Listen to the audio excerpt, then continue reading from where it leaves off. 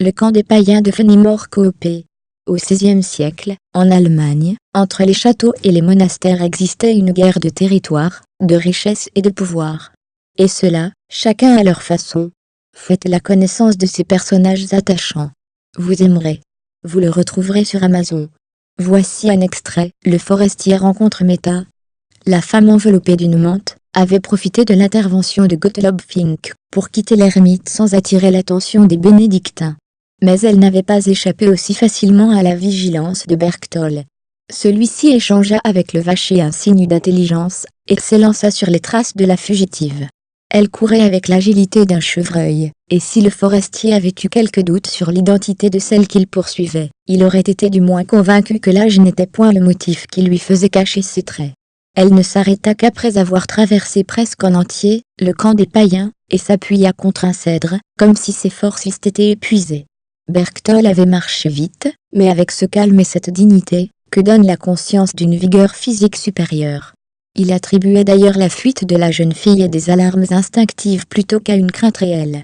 Il ralentit le pas à son exemple, et s'approcha de la place où elle se tenait toute palpitante, avec la circonspection d'un enfant qui a peur d'effaroucher l'oiseau qu'il vient de faire relever. « Qu'ai-je donc de si effrayant, Meta » s'écria-t-il. « Me prends-tu pour le spectre d'un des païens qui ont jadis occupé ce camp?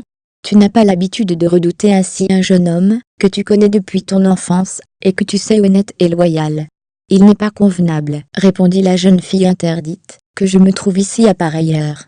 J'aurais dû résister au désir de consulter encore une fois le sage Anachorète. »« Tu n'es pas seule, Meta, » dit le forestier, qui aperçut au milieu des ruines, une domestique de sa compagne. « Suis-je la fille d'un manant ?» répondit la jeune demoiselle avec fierté. « Je te connais, » répondit Berchtold, « et je me garderai bien de te prendre pour ce que tu n'es pas. Tu te nommes Meta, fille unique de Heinrich Frey, bourgmestre de Duerquin. Personne n'est plus instruit que moi de ta condition, car personne ne s'en est occupé plus souvent. » La demoiselle baissa la tête par un mouvement naturel de regret et de repentir.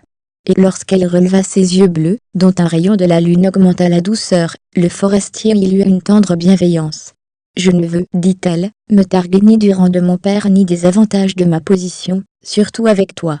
Mais je crains que tu ne t'imagines que j'oublie la modestie de mon sexe et la dignité de ma condition. Je crains aussi que tu ne penses, tes manières ont bien changé, Berchtold, depuis quelque temps. » Trouvez le camp des païens de Fenimore Coopé sur Amazon.